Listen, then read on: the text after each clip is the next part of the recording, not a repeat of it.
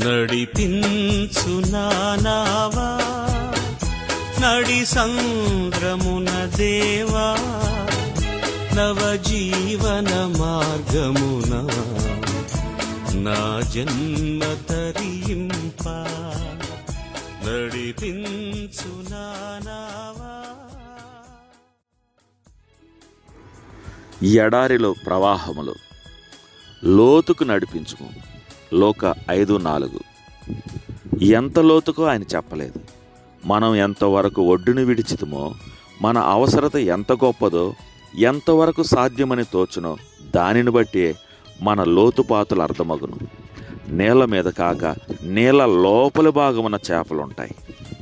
అలాగే మన అక్కర్లు లోతుగానున్న దేవుని వాక్యమందే తీరుతాయి.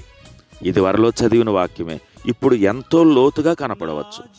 క్రీస్తునందలి విమోచనమే రాను రాను పరిశుద్ధాత్మ సహాయమున మహాశక్తి గల తైలంగాను భోజనంగాను మందుగాను పనిచేయను. మన తండ్రి చిత్తము శాశ్వత క్షేమము భద్రత కలిగించునని పూర్తిగా మన మెరుగు వరకు లోతుకు నడిపించాలి. పరిశుద్ధాత్ముడు మహామహిమతో శాంతితో మధురమైన సముద్రం వలె ఉండి అందులో మనము పూర్తిగా పోయి స్వేచ్ఛగా తిరగగల లోతునకు మన నావను నడిపించాలి. మన ప్రార్థనకు ఆశ్చర్యకరమైన నెరవేర్పుగా పరిశుద్ధాత్ముడు జాగ్రత్తగా మనలను ప్రభుని స్వరూపమునకు మార్చగలిగినంత లోతుగా మనం దిగాలి. మన ప్రభుని రాకడ వరకు ఆయన ఉద్దేశములను నెరవేర్చగలిగినంత లోతుగా నడవాలని మన ప్రభుని కోరిక. మన మనోనేత్రములు వెలిగింపబడి యేసుతో ఆనందింపగల మహిమను మనం చూసు వరకు లోతుగా పోవాలి. వీటన్నిటి విషయంలో లోతుకు నడవవలనని యేసు ఆజ్ఞాపిస్తున్నాడు.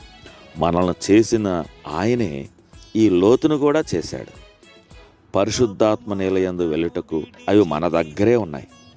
జీవం గల ఈ నీళ్ళలో పూర్తిగా మునుగుటకు ఈవేళే అడుగు.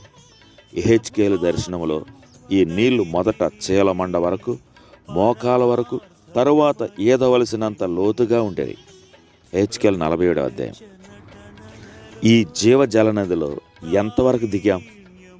కాళ్ళు, మోకాళ్ళు, నడుము మట్టుకు కాదు, మన స్వయం పూర్తిగా మునిగిపో వరకు దిగవలసిందే. జాగ్రత్త.